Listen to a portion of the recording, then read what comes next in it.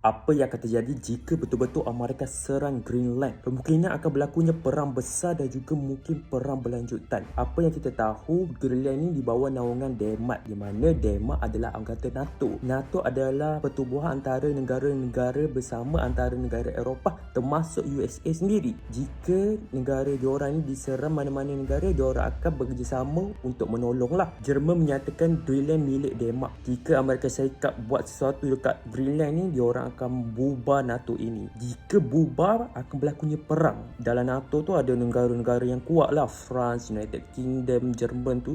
Amerika memberi alasan untuk menjaga keselamatan dekat Greenland tu. Konon-kononnya ada kapal-kapal China dan Rusia kat situ. Tapi Denmark menafikan perkara itu. Dan kita tahulah ada udang di sebalik batu Amerika ini untuk mengambil hasil bumi dekat Greenland. Jadi, apakah akan berlakunya perang yang besar ataupun perang dunia ketiga semakin dekat?